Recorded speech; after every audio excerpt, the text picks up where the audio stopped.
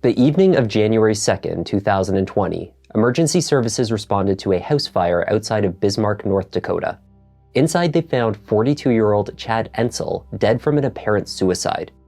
But as more details were uncovered, it became increasingly obvious that there was no suicide. Investigators began piecing together a timeline of events leading up to the murder, and it kept leading back to one person. Hi everyone, I'm Kevin, and this is Just Thought Lounge. JTL is the true crime channel that delivers serious, well-balanced coverage of the cases that really make you think. Today we're taking a look at the murder of Chad Entzel. This case takes us from a suspiciously staged crime scene through days of an attempted cover-up, as well as many failures to fool law enforcement, destroy evidence, and benefit from the crime. Let's take a look.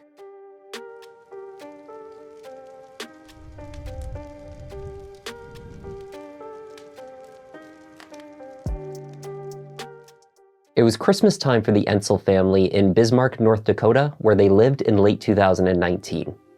42-year-old Chad had proposed to Nikki Sue at the wedding reception of a close friend a few years prior. They were married in May 2016 and were raising Nikki's two sons, Marcus and Christopher. Chad had quite a few hobbies. He coached at Little League, loved amateur race car driving, often played golf and darts, and was part of a bowling league. Nikki, apart from being a busy mother, also loved baking, and she ran a catering company.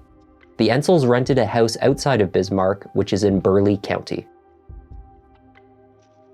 On the morning of Thursday, January 2nd, just before 9 a.m., Nikki began to receive phone calls and texts from a few of Chad's coworkers. He had not turned up to work that morning, and he could not be reached. They were growing progressively more concerned. Nikki was at work and had meetings lined up that morning with clients. She did not know where Chad was, and her schedule had her tied up all day. Chad's colleagues contacted the police for a welfare check at the house. When they arrived, they found Chad's truck parked in the drive, but there was no answer at the door. The view inside the house from the front and side windows did not reveal anything concerning, but aside from his vehicle, there was no sign of Chad. After Nikki finished work for the day, she drove out to the house. When she tried to enter, she was met with a waft of smoke billowing out from inside. Nikki called 911. I came out here to check. My husband sent a text message that he didn't come in today, and I've been good 3 days, and so I'm coming here to check.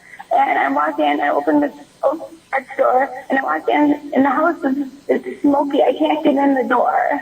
It's smoky in the house. Okay, so you see smoke? I can see inside the... Okay. And our Washington's black, and it's just smoky in there, and I can't get in the door. Okay, do you see any flames at all? I don't. Okay, and you were coming here to check on who again? I'm sorry? Check on my husband. I've been out for a few days. Okay. And he work called and said he didn't come in at all. And I tried calling him, okay. No answers. They tried calling him, no answer. So I said, I was just swamped. I couldn't get away at work today, and I'm coming out now because I'm off work, and he can't get in the door. And when I looked, everything's black. So okay. I died. So I want to go and check. Slow. Okay, Nikki, calm down for me, okay? Nikki. The Bismarck Fire Department were the first to arrive on scene. They entered the house and began putting out the flames inside. There were two areas where the fire had taken hold. The main fire was in the master bedroom, where a mattress was left smoldering and the walls and ceiling melted the wallpaper and paint from the walls. When the smoke cleared in the bedroom, the fire rescue team found Chad Entzel. He was deceased, unclothed, lying on the floor. Despite the fire damage, there were indications as to what had happened to Chad. A shotgun was located nearby, resting on the bed. A heater was knocked over on the floor at the end of the bed. This heater was the most likely source of the fire in that room. In the basement, a second fire was discovered burning on top of the furnace. It was put out in less than 10 seconds. The cover to the furnace had been removed and was resting, propped up, on the floor nearby, suggesting it had been dislodged before the fire had started and not as a result of it. Also a few feet away on the ground was a torn and empty package of Marlboro cigarettes. Fire marshals noted this piece of rubbish as a potential source of ignition for the basement fire. They also contacted the ATF to check the house for explosives. None were found. As other agencies and emergency responders arrived at the scene, the house was searched for any other potential victims. The two boys were thankfully staying with their grandparents for the holidays and nowhere near the home when the fire started. Only Chad Entzel was found inside. There was one unfired round left in the shotgun near to Chad. 2 empty liquor bottles were also discovered in the room. The heater could have tipped over accidentally onto a potentially flammable mattress. At first glance, the evidence pointed to suicide, but further investigation would quickly rule this out as a possibility. Chad was found lying on the floor, but the shotgun was on the bed a few feet away.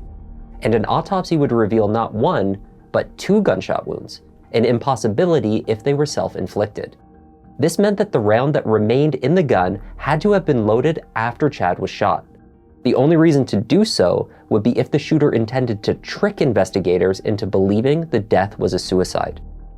The autopsy could not determine whether Chad's blood alcohol level indicated that he had been drinking before he died, as the empty bottles left in the room implied. It seemed that he was deceased for some time before he was discovered, which meant this was difficult to determine. There were no identifiable signs in the autopsy that Chad had been a regular heavy drinker. Was it possible that these bottles were part of the staged scene? The fire on the bed was described as spotty in nature, which was an indication that an ignitable liquid was used to accelerate the blaze at points, and perhaps there had been multiple attempts to get it going. But there was also the second blaze in the basement, which had started independent of the one in the bedroom, was deemed far too coincidental. This second fire also supported the theory of a staged scene. The amount of soot in the house was evidence of a fire that was starved for oxygen. The door to the bedroom had been left only partially open, which would have stifled the growing flames inside the room despite whatever accelerant had been used to start it. Testing was conducted to determine what set the fire alight, but in the meantime, trained dogs indicated the use of an ignitable liquid. Burleigh County Sheriff's Office called in the state's Bureau of Criminal Investigation to assist, as well as conferring with the FBI and experts at the ATF. Amongst the first steps taken in the investigation involved scouring surveillance footage and cell phone records for the days leading up to the fire on January 2nd. Chad's cell phone and his iPad had been recovered from the house. Through his correspondence, investigators learned that Chad had been alone in the house for days leading up to his death while his wife Nikki was out of town. Text messages from Nikki to Chad, beginning the day after Christmas, December 26th, lasting through to the 30th, suggested that Nikki was away for some kind of training for work to better her skills. "You always succeed at whatever you do," Chad had messaged his wife only days before his death. Investigators tracked Chad's last public sighting to the evening of December 30th. That night he was with his bowling league and captured arriving at Midway Lanes at roughly 6 p.m. That night he had an exchange with his wife over text message, joking about bowling a 300, a perfect score. He was shown leaving the bowling alley at about 20 minutes past 10. That was the last time Chad was seen alive.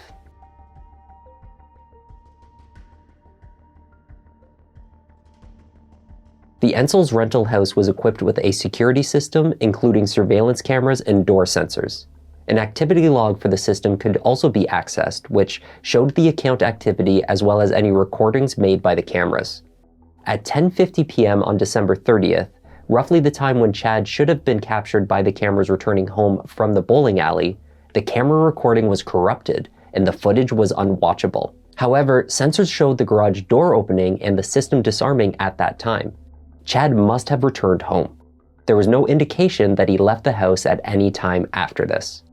At just past 1 a.m. that same night, now December 31st, the sensor for the garage door to the Entzel house again recorded that it had opened. Whoever had done so entered the house with Chad inside. At 2:56 a.m., the door was closed. There was no further activity that night. The next morning, Nikki Sue Entzel gave her husband's work a call. She said that he was unwell, so he would not be making it in that day. But she had not spent the previous night at home with him. Nikki Sue had been staying at a hotel. Nikki was the central person of interest after her husband was found. She was brought in for questioning. The home security system showed multiple attempts under her account to access and disable the cameras into privacy mode. These adjustments were made only hours before the system managed to nonetheless record Nikki visiting the house. Whatever adjustments she had tried to make did not work. And when she arrived at the house, she was not alone. With her was a male acquaintance, someone she described to police as a family friend named Earl Roy Howard. Amongst the first questions that the sheriff's team had for Nikki related to her relationship with this man. Earl, 41 years old and a Canadian from Bellwood, Ontario, was just a friend. He was a project manager who was traveling to Bismarck to scope potential pieces of work. Although Nikki insisted that her relationship with Earl was innocent, she also made it clear that her marriage was in trouble. Who is your friend? Earl. Earl? Knew him for a while. And Is he, is he a neighbor or something, or what? no, we just met through the area. I just ordered food like anybody else, and started being a repeat customer and hanging out and being friends with us and everything else. And so Chad knew him too? yeah, just became friends. And What did he think kids of know. all this stuff? he was so sweet. He said, "You're better than that." He said that he goes, "They can't tell you how to live your life." Nikki told the deputy Burleigh County Sheriff that her husband Chad would hurt her. She claimed that her husband had a whiskey drinking problem and could turn violent. He called it his drinking game, she said. In support of this story were her final texts to him on the day he was found dead. "Are you playing your drinking game?" she asked, receiving no response. I just want him back. I just want him back. I know. Through on and off sobbing, she spoke of her troubled marriage and, more recently, arguments they held over a broken furnace. Nikki explained that in the dead of winter with no heat, she had no choice but to leave the house and stay at a hotel. The same furnace that was allegedly not working was the one found alight by firefighters. And a coat on, or that sweater. Okay, good. So Yeah. I just grabbed something we loved, and I hate that furnace. After calming Nikki down, the deputy explained that he knew how Chad died, but not why. He believed that Nikki was in a position to fill in the missing pieces. I'm going to say that Chad's death was not an accident.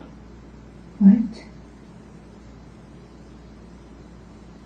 Mm-hmm.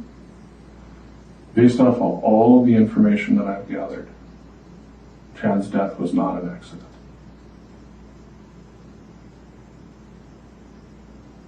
I don't understand. We know how this happened. And Nikki, I think you know how too. I don't. That's why I asked you. I don't know what happened. Chad did not die in the fire. Okay? Okay. Chad was killed by a gunshot. What? Yep, he was killed by a firearm. What? The tenor of the discussion then shifted when BCI Special Agent Joe Arends entered the room. Hi. He's with Bureau of Criminal Investigations. Hello. Hello. And I have to go soon. To this point, Nikki had spent hours responding to questions as a confused, mistreated, and distraught widow. Security cameras at the Staybridge Hotel, where Nikki had checked in days before the murder, showed her with family friend Earl Howard. The two were staying in one room together, registered under his name. The cameras at the house also revealed Nikki and Earl's activities together. At just before 7 p.m. the night that Chad was at the bowling alley, Nikki and Earl visited the house. Over about an hour and a half, the two of them carried laundry baskets of items, as well as piles of clothing and other objects, from the house and into Earl's truck. Further footage showed repeated trips to and from Earl's white pickup truck into the hotel, carrying the many bundles of items taken from the Entzel house. Or came out to the house with me, we grabbed some stuff and we left. Mm-hmm. Okay. So what did Chad think of you going and staying in a hotel room with Earl? And said, Investigators clearly believed that Nikki and Earl were carrying on an affair. But more importantly, they had cleared out items from the house with the knowledge that a fire would shortly break out on the property, likely because one or both of them was responsible for setting it. But the house visit that the investigators were more interested in took place later that night at 1 a.m., when Chad would have been at the house and not heard from again after. At first, Nikki told the deputy that she had left the hotel with Earl late that night, but only to go see Christmas lights. Eventually, she admitted to going to the house. She needed to locate some of her medication, she said. Just before leaving, however, Nikki accessed the security system remotely and placed the cameras in privacy mode. They would not be able to capture what was about to happen at the house. Why had she and Earl returned to the house at that time of night? And what had occurred between them and Chad during that time? Something happened at that time, and whether you stepped out in the garage, stayed out in the kitchen, something happened in that house that led to Chad dying. Do I think you were probably standing there? No. I don't know. But I think that you were there. You were on that property at the time when it happened. I don't know what happened. So you went out there, got some stuff while Chad was bowling, right? Right. Then you went back out there in the early morning hours, like 10 after 1. And again, we're looking at it, and you had been on the camera system, switching it to privacy mode, which just didn't, for some reason, did not work. I don't know why it didn't work. It didn't work. And then you guys show up out there. You're there for an hour and 40 minutes. Right? I know, you said that. Then you come back 3 hours later. I need those patches. I get that. I know that. Well, and then I get the patches. We were in and out. This is It doesn't make any sense to me that you were there for an hour and 40 minutes and couldn't figure out where those patches were, but then you can go out at 6:30 in the morning when you have had no sleep at all if somebody's arguing and with had no if somebody's epiphany and just knew arguing, where they were. if somebody's they weren't there. Nikki's patches, her medication, which she claimed to be unsuccessfully looking for at 1 a.m., and then returned to the house to search for again at 6:30 a.m., were found sitting in plain view on the shelving unit at the end of the kitchen counter when emergency services entered the home to put out the house fire. In a bizarre twist, nearly 6 hours into the interview, Nikki began adding some elements to her story. There was now a new person being introduced, a mystery man, that she claimed had been in the house with them that night. He had emerged from the basement and called her husband Hun. Also, according to Nikki, Chad had a gambling problem. Perhaps all of these sudden revelations will explain everything. I'm just trying to wrap my head around this. Obviously, I mean, why did you never tell me this before? That would have told me so much more. So that's why I don't understand why now.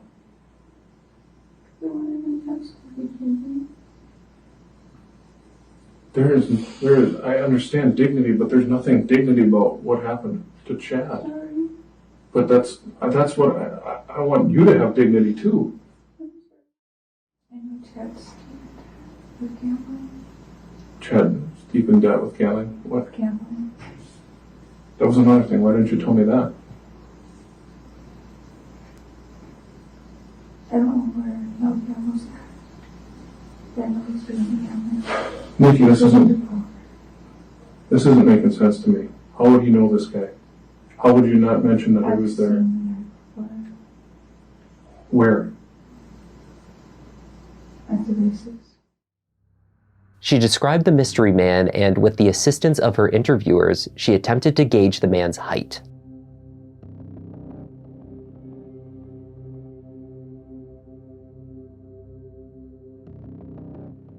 Finally, after many hours and many contradictions, a version of what may have happened to Chad began to emerge. Nikki said that she left the house that night and waited in the vehicle outside while Earl remained in the house for several minutes. During this time, she heard a gunshot ring out from inside. Moments later, Earl joined her in the vehicle and informed her that Chad was dead. They drove back to the hotel together. Nikki provided a written confession containing these details. Then, upon further contemplation, she thought better of providing the statement and attempted to destroy it. I'm not gonna make this statement. That's enough. You don't have to be like that about it. On December 26th, when Nikki texted her husband that she was at work, receipts and security footage revealed that Nikki had actually just caught a one-way flight to Minneapolis. Over the next 2 days, as she continued to text her husband about work training, Nikki made her way back to Bismarck by road, but she did not return home. Instead, Nikki checked into the Staybridge Hotel with Earl Howard, whom she had met in Minneapolis. Messaging history between the two going back months revealed a romantic affair which had progressed to exchanging messages about a house purchase. Nikki and Earl were scoping large, expensive properties in Austin, Texas. She had even arranged a couple of job interviews in the area over the coming weeks in preparation for the move. And there were other plans in the works. On the day after her flight, Nikki contacted Homesite Insurance to take out a renter's insurance policy on her home, with her name as the sole beneficiary. This policy would pay out up to $26,000 if the contents in the home were damaged or destroyed. She also sought additional coverage for all of the jewelry that Chad had purchased for her over the years. This was a conservative amount of coverage compared to the life insurance policy that she held for Chad, which totaled over $500,000. So would you say that $20,000 is enough to replace your personal belongings? I'm gonna say I have like $5,000 in just jewelry. Okay. You had the jewelry appraised, or was it purchased recently? I had my wedding ring appraised, and I had the earrings appraised, but then I've bought other stuff recently, and I have copies of everything, because I always go just to one jewelry store. I only buy from one jewelry store, period. Okay. So, I always buy just from one jewelry store. And I have copies of everything. Are all the appraisals dated within the last 3 years? Yep. On January 1st, the day after Chad was shot and a day before he was found, Nikki and Earl visited the jewelry store where Chad had shopped. There, they collected the sales receipts for pairs of earrings, rings, and a wedding set. Then, on January 3rd, the day after her husband was discovered, Nikki placed a claim for the renter's insurance and extended coverage of her other items.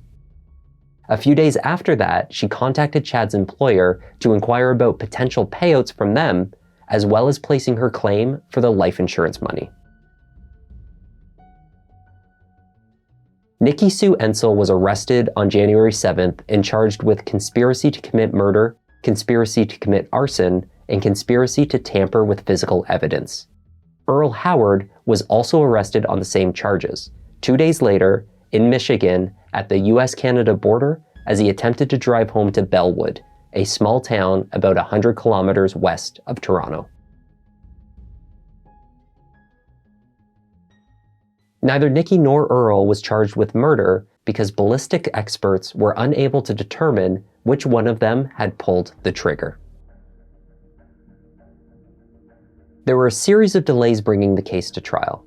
First, Earl Howard sought a trial separate from Nikki, arguing that her criminal history, which included acts of financial fraud, showed that she was independently capable of what was being charged: murder for insurance money. He did not want to be associated with her prior bad acts. but this request was denied. The two were to stand trial together. Coronavirus caused delay, but another setback came in autumn 2021 as jury selection was meant to begin. News came that Earl Howard had decided to accept a plea deal. He was given a 50-year sentence with 25 years withheld in exchange for pleading guilty to conspiracy to commit murder, arson, attempted arson, and conspiracy to tamper with evidence. He was also placed on the prosecution's witness list for the pending trial of his former flame, Nikki Sue. At the beginning of 2022, Nikki's public defender filed a request to withdraw from the case, citing a breakdown in communication between himself and the defendant. The details of what transpired are hidden by attorney-client privilege, but this request was approved. It was again only weeks before the new trial was meant to commence. At this point, I know we're late in the game and I wouldn't be filing a motion to withdraw if I didn't feel it was absolutely necessary at this point.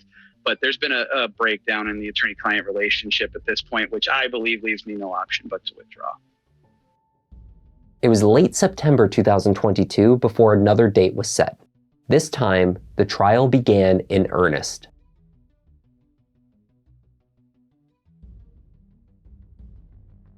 Earl Howard's bank statement showed the purchase of a gas welding torch kit from Praxair at the cost of over $300 the day before the murder. It was months later that investigators would connect this purchase to a photo they had taken of the interior of the Entzel family garage. This photo showed the top of the torch kit. Investigators returned to the property and confiscated the torch kit as evidence. The tanks in the kit, containing highly flammable and potentially explosive liquid, were empty. Investigators linked the liquid to the one identified as igniting the mattress next to Chad Entzel. It was further established that the cigarette package, noted only feet away from the furnace fire, matched the brand found in Earl's pickup truck and was a possible ignition source for that fire. Nikki continued to point the finger at Earl as the person who pulled the trigger and started the fires. She also continued to argue that Chad had been a violent drunk and that she had suffered as his wife. In her opening statement, prosecutor Julie Ann Lawyer provided a thorough and damning timeline of the crime. She showed images of Nikki and Earl on the road together as a couple. She showed their movement to and from the hotel where they shared Earl's room. She outlined how the failed attempts to disable the Entzel security system at the house were immediately followed by multiple visits by the scheming couple. First to save Nikki's belongings from the planned fire, later that night to commit the murder, then again the next morning to reignite the blaze that had failed to stay alight. The state argued that Nikki called Chad in sick that morning to allow for more time for the fire to take hold. That's the first thing she told them. There was something wrong with the furnace, it wasn't working. She and Chad had argued about that, and she had left. Now keep in mind, January 2nd, 2020 was on a Thursday. She indicated she'd left the home on the Sunday or Monday before, which would have been December 29th or December 30th of 2019. Because she's got medical conditions, the furnace wasn't working, the house was too cold, she couldn't stay there. So she left. They came back to the house on December 31st, 2019 at approximately 1 o'clock in the morning. Door sensors tell us that. And they left at approximately 3 o'clock in the morning. The last time anyone saw Chad Entzel alive was leaving bowling on December 30th, 2019 at approximately 10:30 p.m. Between 1 and 3 a.m. on December 31st, 2019, Chad Entzel was shot twice with a shotgun and left dead in the home with a fire started. When they wake up December 31st, there's no news of a fire. You know, in Bismarck, that's big news. It's all over the headlines. House fire in Bismarck. There was nothing like that. So at approximately 6:30 in the morning on December 31st, they went back to the house. The house wasn't burned down. So they repositioned the propane heater. Nikki goes to work and calls Chad in sick to work, buying them some more time. Door sensors at the home showed that they were at the house at least one more time, trying to start that fire. The house still hadn't caught fire, so again, the fire was started on the furnace. It was further offered by two furnace technicians that there was little to nothing actually wrong with the furnace that was found on fire. That the tank was actually shut off. The manual shut off was actually turned off by somebody. So were you able to open it back up and get it working again? Yes. The defense had little to work with aside from pointing the finger back at Earl Howard. Family members and other witnesses who had known Chad well insisted that he was nonviolent and only drank socially. Chad was not the type of person who sought confrontation or escalated disputes. Do you know Chad Entzel? Yes. How do you know him? Him and I were married for 17 years. Did he ever drink to excess? No. Did you ever see him intoxicated? Maybe once a year at a Christmas party.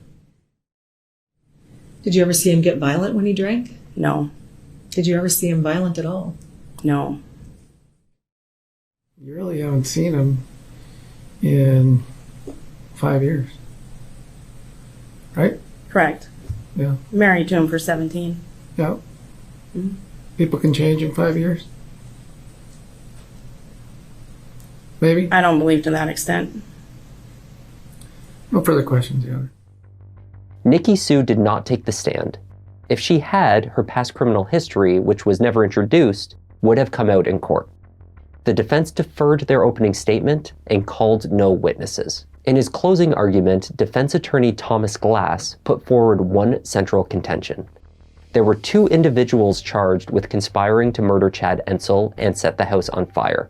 So where was Earl Howard, and why had he not taken the stand for the prosecution?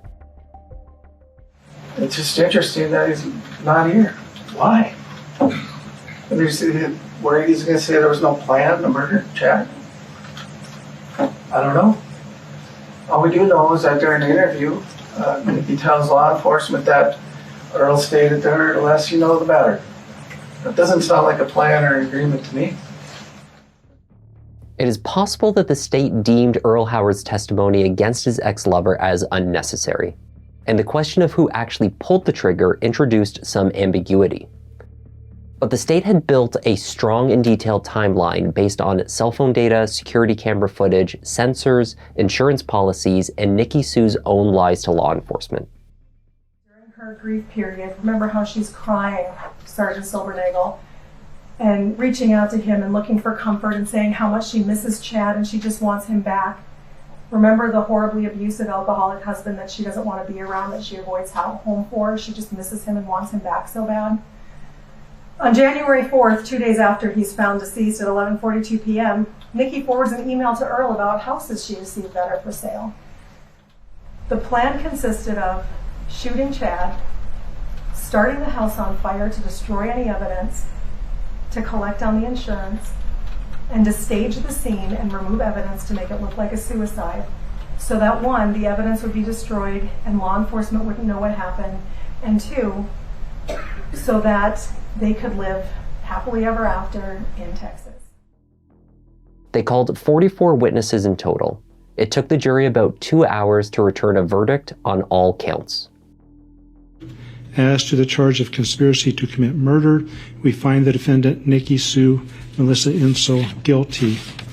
Conspiracy to commit arson. As to the charge of conspiracy to commit arson, we find the defendant Nikki Sue Melissa Entzel guilty. Conspiracy to tamper with physical evidence. Judge Douglas Barr ordered a pre-sentence investigation report to be created, which will outline any considerations that should impact on the severity of Nikki's sentence. As of this video's publication, a sentencing hearing has not been set.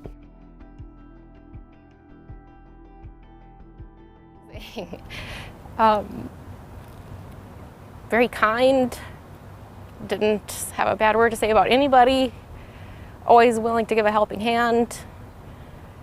I mean, really, he was my first friend. We grew up together a lot, just him and I, so just hearing some of those things that came out was just heartbreaking, knowing that they were not true. And that was the story of the murder of Chad Entzel and the conviction of his wife Nikki and her lover Earl. Thanks so much for watching. I'm Kevin, this is Just Thought Lounge, and I'll see you in the next one.